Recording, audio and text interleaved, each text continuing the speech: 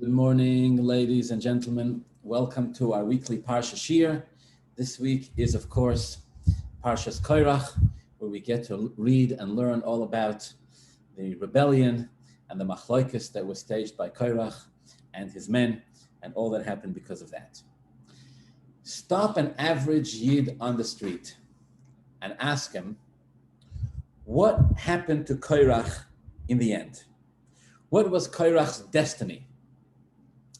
No doubt, anybody who studies Chumash and studies Parsha will tell you that Korach ended up being swallowed up in the ground, together with his family, together with Dasan and Aviram, together with their belongings, together with Eis Kol Ha'odam Asher LaKorach. The Torah says the men who were leading this rebellion together with Korach, they all ended up in the ground. Ask a person who studies Chumash what happened to the 250 men that the Torah tells us Korach gathered to help him lead this rebellion. Now, these were not stam people. These were, the Torah describes them as Nesiei Eda, leaders of the community, Kriyei Moyed, Anshe Shem. They were scholars, they were famous. What happened to these 250 people?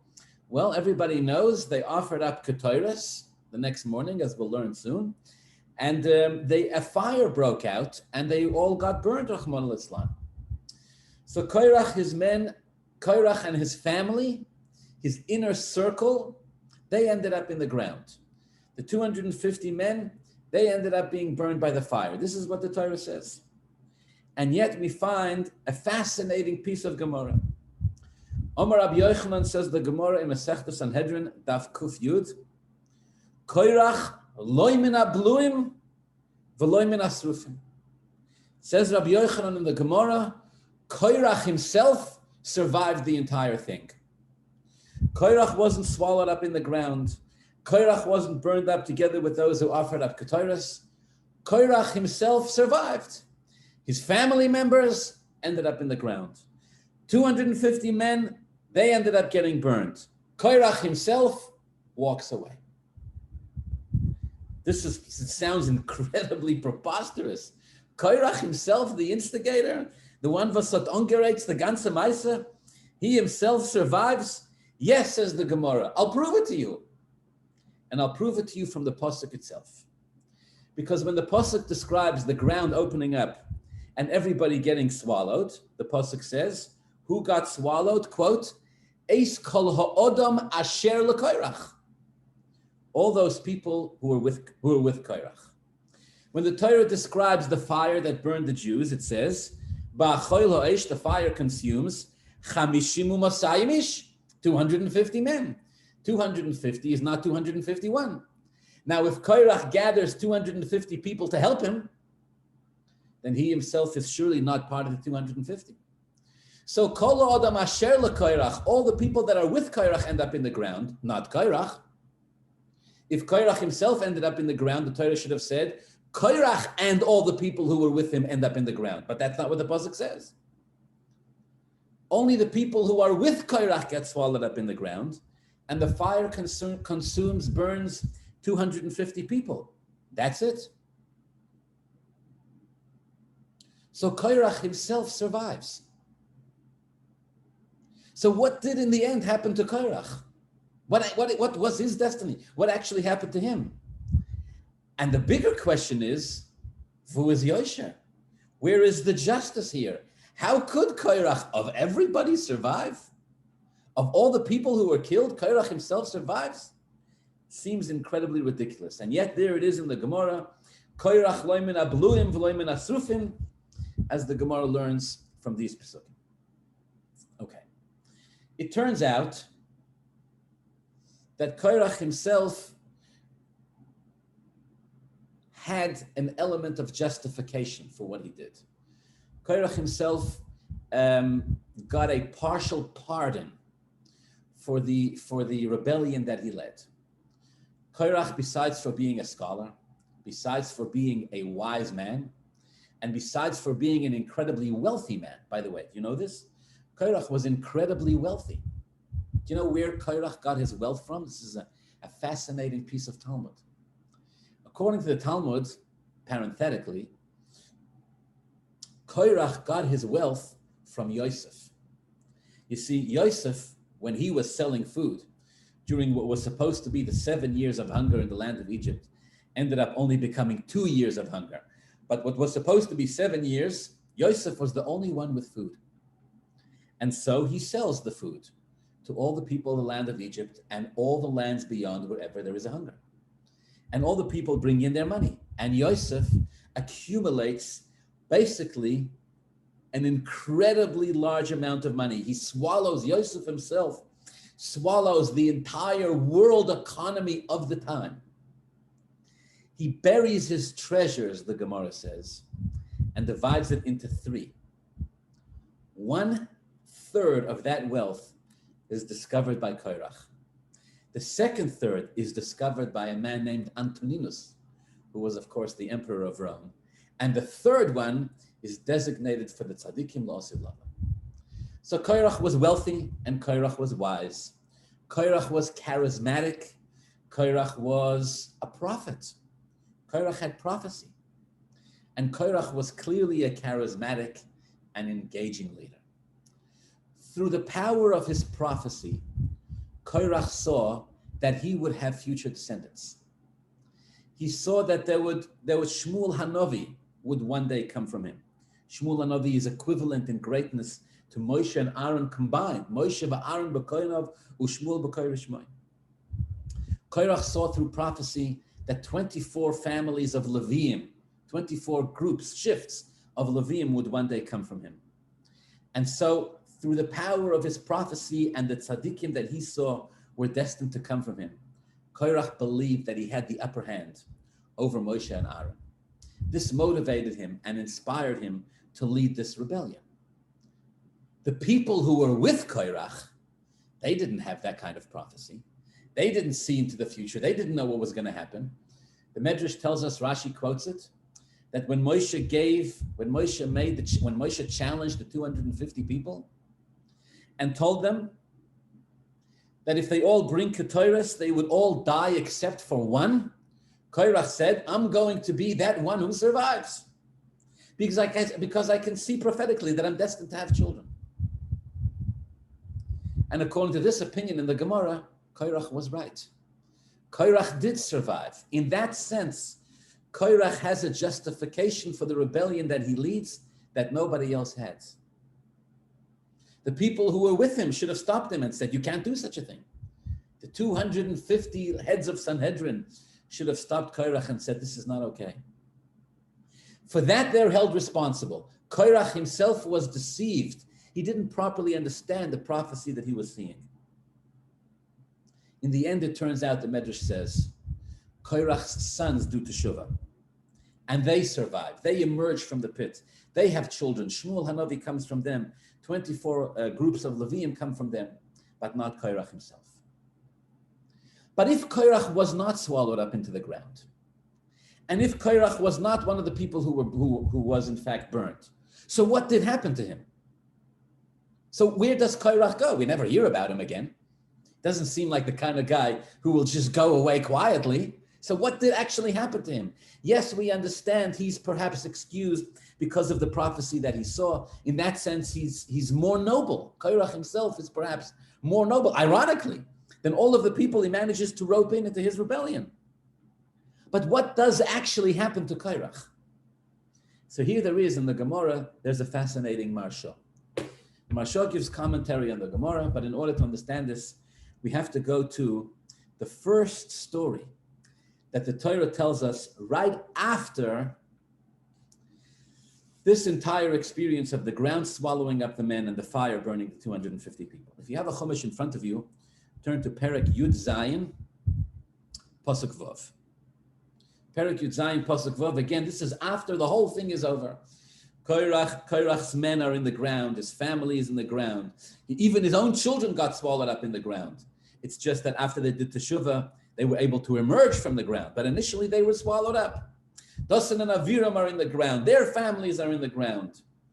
250 men who brought the Ketores have all perished. And the Pasuk says, Perek Yud Zayin, Pasuk Gimel. Vayiloinu kol hadas b'nei Yisrael mimocharos. The next day, when it was all over, right? Picture it. The ground is still sweltering. There's still perhaps some small aftershocks from this amazing earthquake. Maybe there were still ashes and debris. Maybe the Jews were still busy burying the dead. The next day, the very next day, the entire community of Yidden complained al Moshe val Aaron, against Moshe and Aaron. Lamar, what was their complaint? They said, Atem, you, Moshe and Aaron, hamitem es am Hashem.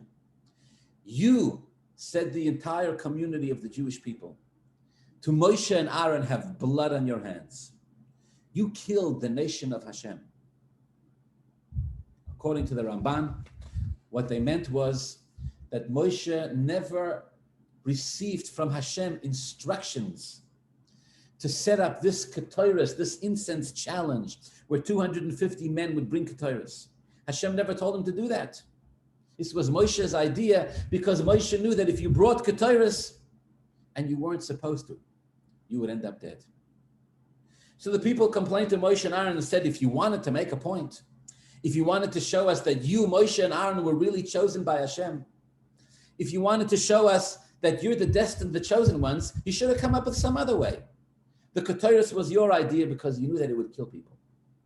And so the next day, the Jewish people, the very next day, after the story of the ground opening up and swallowing Korach's family and Dosan and Aviram and 250 men being consumed by a fire, the entire nation gathers against Moshe and Aaron and tells them that they're responsible for the death of Jews. You call yourselves leaders? You call yourselves chosen by Hashem, Moshe and Aaron. You call yourselves caring, compassionate human beings. You are murderers. Atem amitem esam Hashem. You killed the nation of Hashem. It should be pointed out that this is probably the most brazen attack by the Jewish people ever against Moshe and Aaron, and the most personal. Although Korach's rebellion gets all the airtime, right? The Parsha is named after him. All the stories are about him. This one was much worse. And the consequences of this were much worse. The Torah tells us that as the community gathered against Moshe and Aaron, Hashem's presence appeared.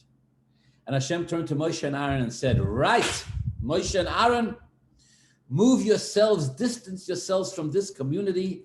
I am going to destroy them all. I'm done, says the Rebbeinu Shalom. How many times are we going to go through the same thing again and again? And a plague broke out among the Jewish people. I'm skipping a little bit. Perek Yud Zayin Pasuk Yud Aleph. Vayomer Moshe el Aaron, and Moshe tells Aaron, Kacha samachto, grab the pan. V'sen oleho eish me'al mizbeach, put some fire on it from the mizbeach. V'sim ketores, put some ketores into the pan. V'hoylech meheiro, and go quickly el ho'edo, out to the community. V'chaper aleim, and gain forgiveness for them. Ki yotzo haketzaf b'lifnei Hashem, for an anger has gone forth from Hashem. Heichel hanogef, and a plague has begun. Pasuk Yud Beis, v'yikach Aaron kasher diber Moshe. Aaron does as Moshe told him. V'yorotz al toich hakol, he runs out to the community. V'inei heichel hanegef b'om, the plague, a pandemic, Rachmana litzlan, has broken out among the people. V'yiten es haktoros, he offers the incense. V'yechaper al he gains forgiveness for the people. V'yamoid bein hamesim u'bein hachayim, says the pasuk. Aaron stood among the living, among the deceased, and among the living. But the Otzer HaMagefa, and the plague stopped. Vayiyu HaMesim BaMagefa, the Torah concludes, those Jews who perished in the plague are Bo'o Osor Elef Ushvameos, 14,700 Jews died. Milvad HaMesim Al Dvar Korach, in addition to those who died at the rebellion of Korach. In other words, in addition to Korach's family, in addition to Dosan and Aviram and their families, and in addition to the 250 people who died by the Ketores, another 14,700 Jews died. It is, says the Marsha, in this plague of 14,700 Jews, It is in this plague, it is among this number, 14,700, where Korach himself died. Korach himself died not when the ground opened up and not by the fire, but by the plague that broke out the next day, taking the lives of 14,700 Jews. It was Korach who died there. It was in that plague that Korach himself died. Okay.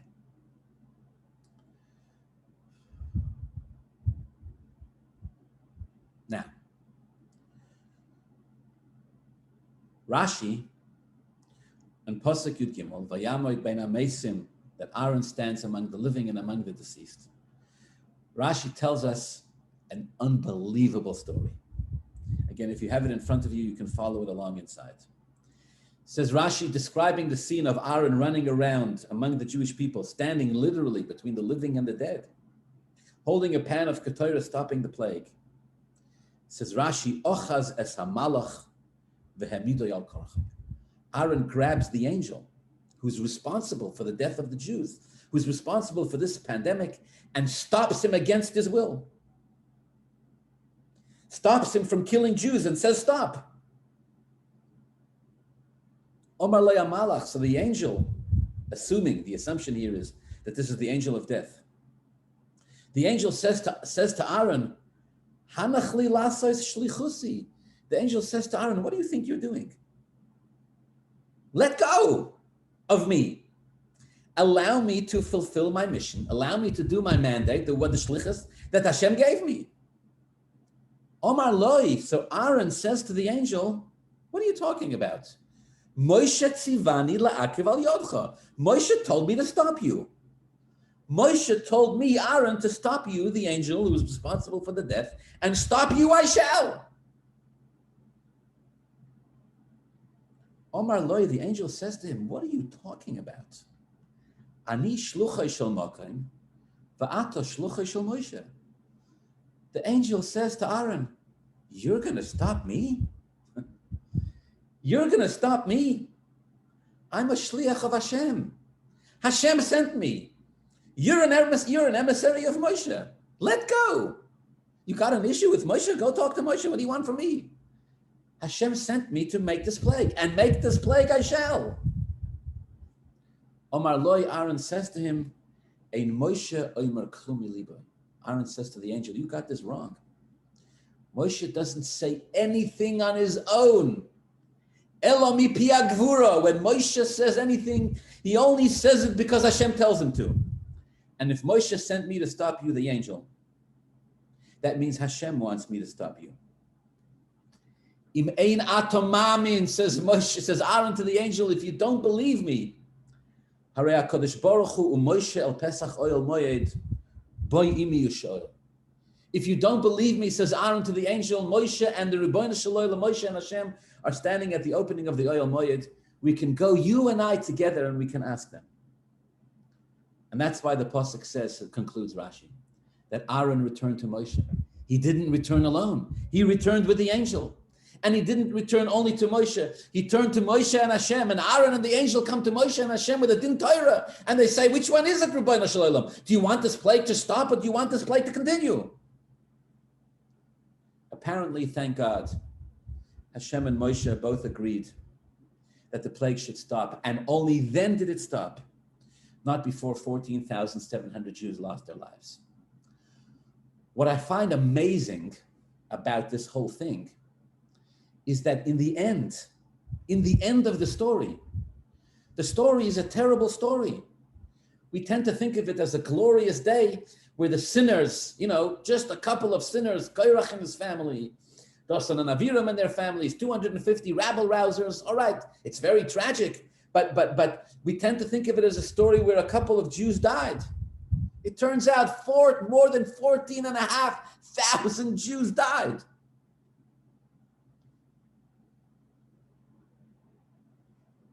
Because they wouldn't stop attacking Moshe and Aaron. And even after they saw the ground open up, and even after they saw the fire, they still continue to insist against Moshe and Aaron and say, you, Moshe and Aaron, have blood on your hands. You're responsible for the death of the Jews. until it took 14,700 lives to be lost. And only then, apparently, did the Jews stop pointing a finger at Moshe and Aaron and saying, you're responsible for the death of Jews. Okay.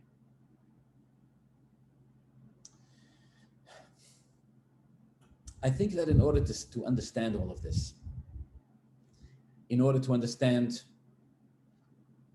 what it really means that Korach himself survived and died only in a plague the next day, why the Jewish people are still insisting, even after the ground opens up and the fire breaks out, why the Jewish people are still insisting that Moshe and Aaron have blood on their hands and are responsible for the death of the Jews. And to understand really the conversation between Aaron and the Malach HaMavis and the angel. In order to understand all of this, I think we need to take a giant step back and analyze really the entire story in its totality. Let's think for a second. What in heaven's name is this Parsha really all about? Were Moshe and Aaron difficult leaders? Were Moshe and Aaron difficult to bear? Did they not deliver on what they had promised? Did Moshe and Aaron not take the Jews out of Mitzrayim? Did they not free them from slavery? Did Moshe not single-handedly himself give the Jews the Torah, Eish Das Lamai, a fiery law from the Rebbeinu Shalom himself? Did Hashem not promise Moshe Rabbeinu at the giving of the Torah that the Jews would believe in him forever? V'gam b'cho ya'aminu la'olam. Until this point, we've never really even heard of Korach. Out of nowhere, or so it seems, this incredible rebellion takes place. And all of a sudden, everybody's furious and angry, and Korach gathers 250 leaders of the Jewish community and stage this incredible rebellion against Moshe Rabbeinu and Aaron. What's going on here? And they accuse them of heinous, terrible things. They make incredible accusations. They accuse them of nepotism. They accuse them of sabotaging the leadership of the Jewish people. They accuse them of making up stuff that Hashem never told them. They accuse them of being fraudulent. And then, amazingly, they accuse Moshe Rabbeinu himself of being a promiscuous individual who has forbidden physical relations with married women. Vayekanu leMoshe b'machane. They accuse Moshe Rabbeinu, or suspect Moshe Rabbeinu, of engaging in forbidden relationships with women married to other men. Without going through all of the details, what was the accusation? What was the problem? What was the issue that the Jewish people had with Moshe Rabbeinu? And all of a sudden, and what was their claim? Did they not believe that Hashem spoke to Moshe Rabbeinu? At Matan Torah, they all heard Hashem speak to Moshe Rabbeinu. Did they not believe that Moshe was a miracle worker? Did they not believe that Moshe had godly powers? Did they not believe that Moshe had liberated them from Mitzrayim? I mean, they were there.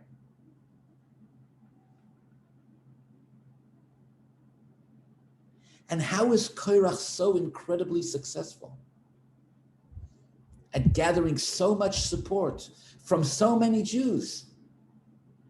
In the end, well, not in the end, but by the time the ground opens up and swallows Korach's family and Dosan and Aviram and all the rest of it, by the time the ground opens up, the pasuk says, "Vayakel aleim Korach es kol ha'eda." Korach had managed to win over the entire community. Everybody was on Korach's side. Everybody. How? How was Korach able to do this? What was his argument? What was inherently his point? That Moshe decided one day to make himself the leader? That he made up the story of the burning bush? Was there anybody there who doubted whether Moshe was chosen by Hashem to take the Jewish people out of Mitzrayim? It's la'achar ha'maaseh. Everything happened already. The Jews are out. The manna is falling from the heavens. They're drinking water which was produced miraculously. They've been given the Torah. What do you want? And how is Korach so wildly successful? It turns out, the commentaries explain, Korach hit a raw nerve with the Jewish people. And his timing was perfect.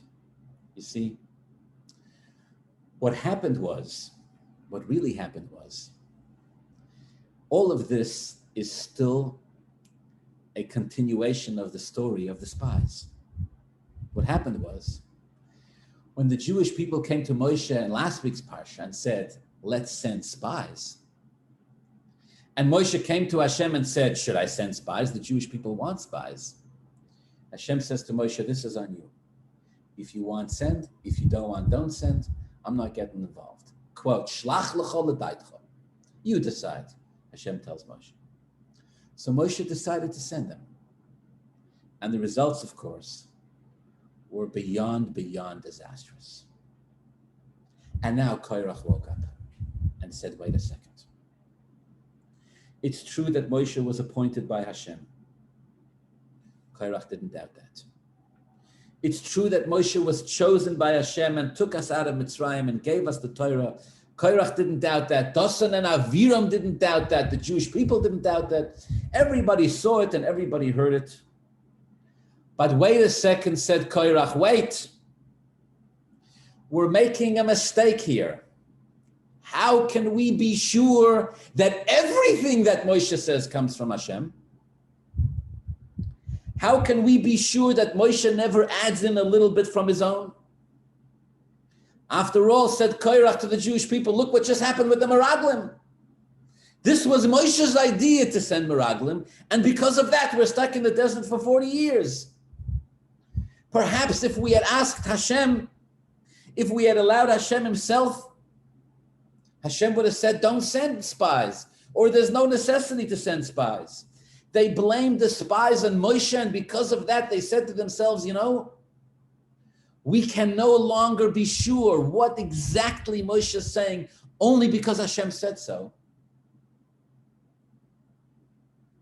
And which parts Moshe is adding in on his own.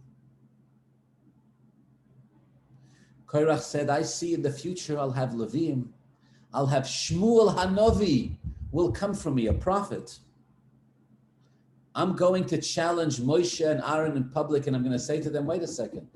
Kol Eda Kulam Kadoshim, we're all holy. What is it that guarantees to us, the Jewish people, that you, Moshe and Aaron, are not going to make anything up on your own?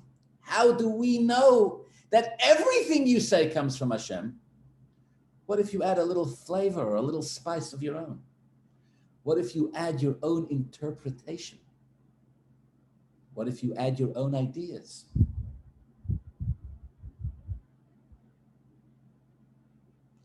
At the heart of Korach's rebellion, Korach claimed what he really wanted was transparency. Tell us, Moshe and Aaron, exactly what it is that Hashem told you, and tell us what it is that you're adding on your own. Turns out the Meraglim didn't come from Hashem. The Meraglim came from you. What else came from you? How are we, the Jewish people, to be able to know which part you're making up and which part Hashem told you? We've trusted you until now that everything you say comes from Hashem. Turns out it wasn't so simple with the Meraglim. And so they began to question this. I saw in one place it says that later on in Jewish history, centuries later, there would be what was called the famous Tzedukim and Baitusim. The Tzedukim and Baitusim were the ones who only studied the written Torah and not the oral Torah. They said the written Torah is the word of Hashem. The oral Torah, the rabbis made it up. The rabbis are entitled to give interpretation of the Torah for themselves, but they're not entitled to force this interpretation on the people. Korach's rebellion was built on this foundation alone. He said to Moshe and Aaron, doesn't matter how holy you are, doesn't matter your accomplishments until now, doesn't matter what you've done. You've given us the Torah from our Sinai, Hakol Tov v'Yafeh, everything good and fine. But you need to be honest with us. Tell us when something comes from Hashem, tell us it comes from Hashem. And when it comes from you, tell us it comes from you. Otherwise, we'll never know. We'll assume everything you say comes from Hashem. And as fallible human beings, as mere mortals, it's not possible that Moshe and Aaron will only say things that come from Hashem and never their own interpretation will get involved. That's not possible. This was the rebellion that Korach led. And while Korach's wealth and charisma and wisdom and academic skills helped him, at the heart of it, it seemed that he had a very powerful argument. After all, was the idea of the Meraglim not in the end something that Hashem made it clear to Moshe Rabbeinu, this is going to be on you, not on me? If this goes bad, you take responsibility? Now it was time for Moshe to take responsibility. Is it not true that Moshe himself argues with the Rebbeinu Shalom on so many occasions? Hashem says, I'm going to do this. Moshe says no. Sometimes Moshe wins the argument. Sometimes Moshe loses the argument. But Moshe didn't just accept. In fact, the very first time Hashem came to Moshe and said, go lead the Jewish people, Moshe said, no, thank you, for all sorts of reasons. So Korach stands there in front of the Jewish people and says, is there somebody here who doesn't believe that Moshe has an opinion of his own?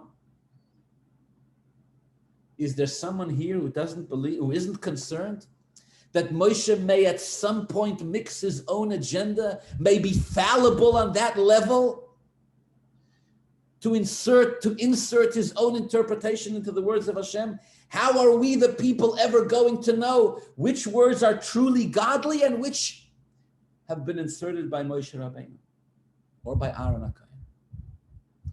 How are we going to know which decisions are made one way or the other? And Korach led a rebellion, and it was incredibly successful.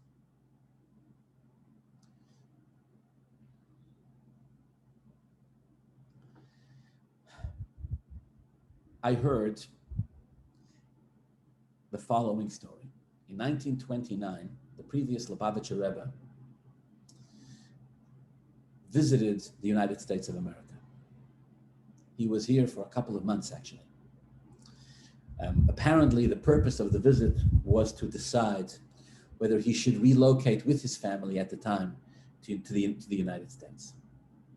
At the time, in 1929, the previous Lubavitcher Rebbe decided not to move to the United States and moved back to Europe, where he remained till the beginning of 1940, till March time in 1940, after the Second World War had broken out, and him and his family were extracted after the war had begun from Poland in a miraculous way.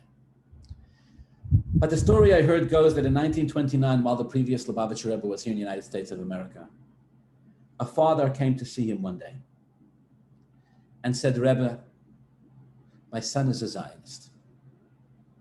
He'd like to go and travel to the land of Israel, at the time, Palestine. He wants to help the efforts in that part of the world. He wants to help restore a Jewish homeland. And he's scheduled to go on this particular date. And I don't know what to do. He's not particularly religious, the father tells the Rebbe. He's not particularly fond of rabbis. What else is new? What should I do? The previous Lubavitcher Rebbe tells the father, tell your son that I told him he shouldn't go. He says, Rebbe, I really don't think that's going to work. He's not particularly impressed with you or with what you have to say or anything like that. You got anything else, Rebbe? No, says the Rebbe, says the previous Lubavitcher Rebbe. That's all I got. Tell your son that I said he shouldn't go. The way the story goes, The man went to see his son. And he told his son, I have a message for you from the Lubavitcher Rebbe, 1929. And he says, I should tell you, don't go. And the son says, you and your old-fashioned rabbis, you and your old-fashioned religion, you and your old-fashioned ideas, I don't care. The young man boarded the ship. And Rahman al-Islam, may Hashem protect us. A terrible accident happened out at sea. And the young man perished. And the bereft, broken-hearted, broken-spirited father went back to the Rebbe, filled with fury and anger. And he said, Rebbe, I cannot believe what you just did. I cannot believe what it is that just happened. I came to you and I asked you for help. I told you my son is planning to go to the land of Israel again at the time before it was recognized as such by the UN.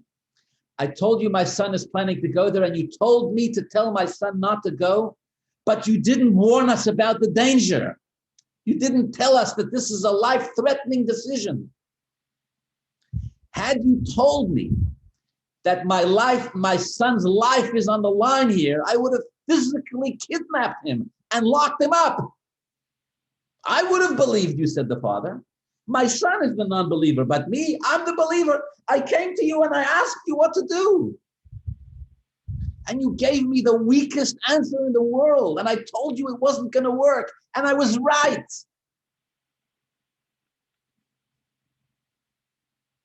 If you saw the danger with your eyes, you pleaded with the Rebbe. Why didn't you tell me to tell my son not to go? Because if he goes, Rahman al-Islam, he's taking his life in his own hands. And if you saw the danger, why didn't you warn other people too? Know how many lives you could have saved? How many Jewish lives you could have saved? And if you didn't see the danger, and if you didn't know that that there was going to be this accident, and if you didn't really know that my son's life was at stake here, then why'd you tell him not to go? I feel like you've deceived me, the man says to the Rebbe. You gave me such a small piece of the pie. All you gave me was this simple instruction, which I told you wasn't going to work, and I was right. And with a broken heart and an anguished soul, the man poured his heart out to the previous Lubavitcher. And with a voice filled with emotion and pain, the Rebbe said to him, I'm so sorry. I didn't know. I had no idea that your son's life was at stake. I had no idea that if he chose to disobey you and disobey me and head to the land of Israel anyways, I had no idea that he was going to perish in this mission. I didn't know. So why'd you tell him not to go? The father begged and pleaded with the Rebbe. Why? Why'd you tell him don't go? And the Rebbe told him, because that's all I was told from above. That's all they told me. They only told me to tell your son, don't go. That's all I knew. That's all I knew, because that's all I was told. That's all the information I had. That's all I myself was privy to. I gave you everything I had. I kept nothing for myself. That's all I knew. I didn't know, said the Rebbe, what was going to happen to your son if he disobeyed me. Of course, if I knew, I would have told you. Are you kidding me? Of course I would have told you. But I didn't know. Of course, if I would have known, I would have tried to save the lives of the other people, the other Jews, the other non-Jews who got into that ship. I would have warned everybody if I knew. If they choose not to obey me, if they choose not to take my warning seriously, all right, at least I would have warned them. I can't warn you about danger that I don't see and I don't know. I can only tell you what I have. You can't give what you don't have. All I had was the knowledge that he should not go. I didn't know why. Why not, says the man to the Rebbe. Why not? Why didn't you know? Why didn't they tell you? If you're privy to some of the information, why can't you be privy to all of the information? And the previous Lubavitcher Rebbe told him it doesn't work that way. I am told, I know only what it is that I'm supposed to know. When people come in to ask me questions, when a tzaddik is consulted with by Jews, when Rebbes and Rosh Yeshivas and Das Torah is consulted with, and the question is posed to these individuals and people ask them what and if and where, etc., and they have to make decisions. They have the siyata d'shmaya, they have the help from Hashem to answer those questions, to answer what it is that they have to say and what it is that they have to deliver. They don't see Hashem's plans. They don't see the bigger picture. They themselves are put on a mission. They're told what to say, and they say.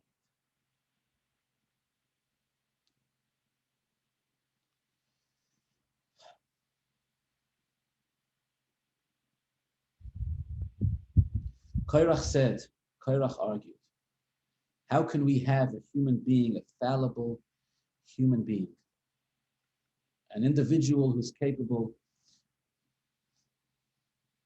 of human frailty?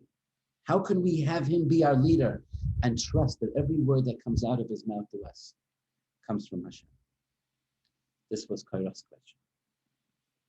The Gemara says about this, quote,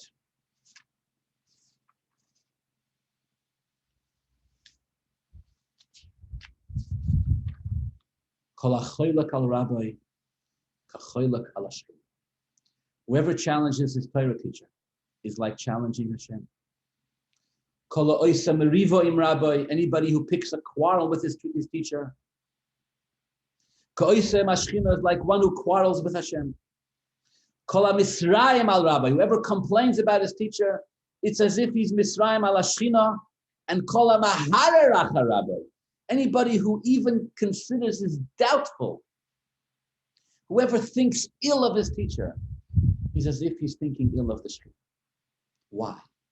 Or how? This was the question that Korach raised. In fact, if you think about it, actually the Malach that Aaron stops in the middle of the plague asks Aaron the same question. He says to Aaron, you've sent me to stop a plague. You're an emissary of Moshe. Hashem sent me to make the plague. How do I know? What do I care what Moshe says? No, says Aaron, everything Moshe tells me to do comes from Hashem. Im ein atomamin, says the Malach, and I know you might not believe me. You see, Korach was in good company. The Malach himself, sent by Hashem to make the plague, also is not convinced. Moshe sent you to stop me. How do I know that Moshe is expressing the will of Hashem?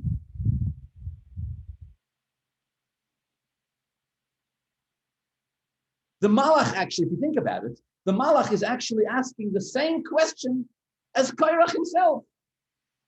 You hear on a mission of Moshe Rabbeinu. Okay, how do I know that this is divine? Maybe Moshe made it up. In the Malach's case, it was even stronger. The Malach said, Hashem sent me to make the plague. Now you're telling me Moshe sent you to stop me? I don't know, I'm not convinced.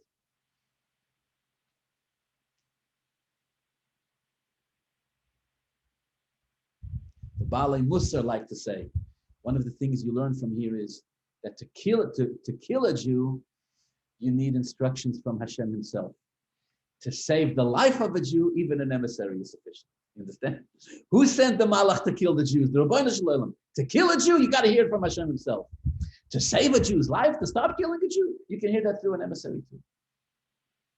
But as far as our Parsha is concerned, it seems like it's the same theme again. Once again, the same issue is being called into question. Moshe said something. Moshe sent a mission. Moshe sent Aaron to stop the plague. The Malach says, what am I supposed to do with that? How do I know it's coming from Hashem if it's being presented by Moshe? So why was Korach wrong? And why were the people who joined the rebellion of Korach wrong? Are we supposed to believe in Moshe Rabbeinu to the extent that he can never add commentary of his own? Is Moshe Rabbeinu not a fallible human being? And why does the Torah react so fiercely and so powerfully to this rebellion of Korach? It seems Korach and many of his men were very nobly motivated. They wanted proof. They wanted to be convinced. How do we know that everything comes from Hashem?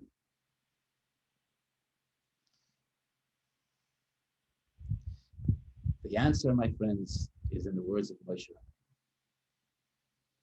Rabbeinu. Moshe Rabbeinu turns to the Jews and says, you think you're arguing with me? You think you're starting up with me? You think you're messing and fighting with me? Moshe says, you've missed the point. This isn't about me. Says Moshe Rabbeinu, if I was chosen by Hashem, if Hashem tapped me and said, you, Moshe, are going to be the leader of the Jewish people, and you, Aaron, are going to be the Kohen Gadol. If you believe in Hashem, then you have to believe in Hashem's appointees.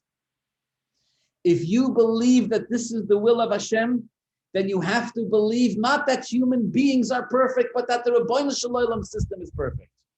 And whether you understand it or not, and whether you see why the story of the Meraglim had happened or not, in the end you have to believe that everything that happens, if it happens through something that was appointed by Hashem, it happens so because Hashem wanted it. Why is a person, the words of the Gemara, why is a person who thinks ill of his teacher like one who thinks ill of the Shekhinah? Why is a person who doubts or who argues with his teacher like one who is arguing with the Shekhinah? Because his teacher is infallible? No, because the Ribbono Shel Olam is infallible. And if the Ribbono Shel Olam sent you this individual as a teacher, then as far as you're concerned, as far as these instructions are concerned, as far as this scenario is concerned, and as far as you learning Torah from this teacher, you have to believe that this teacher was sent to you by Hashem. And as long as you're following the system that Hashem set into place, in the end, everything will happen exactly as Hashem wants it.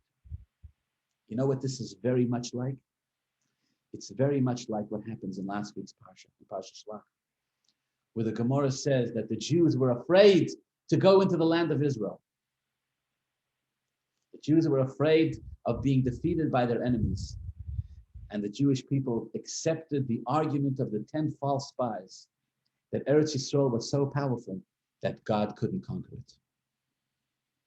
You know this?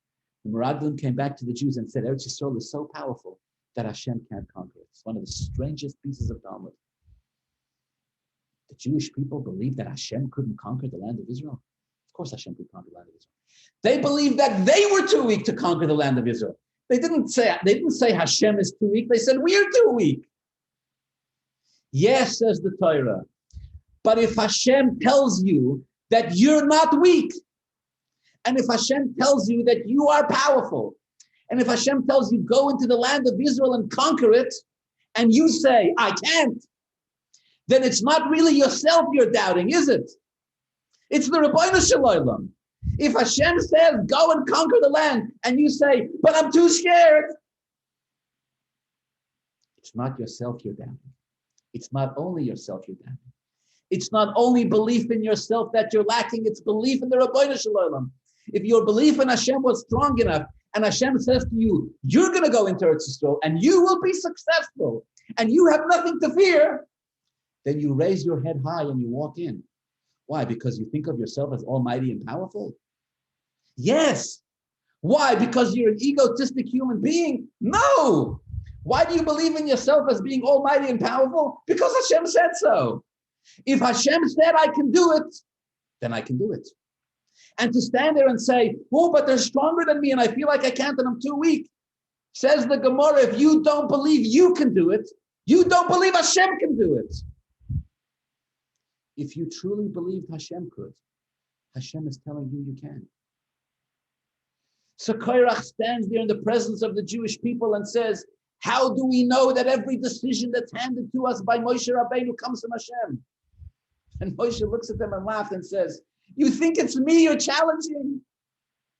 You think it's me you have an issue with? I didn't ask for this job. I didn't want it. I still don't want it. I don't like it. I'm not here because I want to be here. I'm here because Hashem told me to come here. Forget about me, says Moshe Rabbeinu. When Hashem makes decisions, you can trust that Hashem knows what he's doing. When Hashem appointed Moshe and Aaron to be the leaders of the Jewish people, say, Moshe and Aaron, trust in the wisdom of Hashem. Hashem doesn't make any mistakes. And if you feel like you can do a better job than us, or if you feel like someone else should take this position, or this is all being done wrong, and if you blame us because we are fallible and human, do you not think Hashem knew that he was choosing fallible human beings to lead the Jewish people? Do you not think Hashem thought this through? Do you not think that Hashem has a plan for every mishap that happens along the way?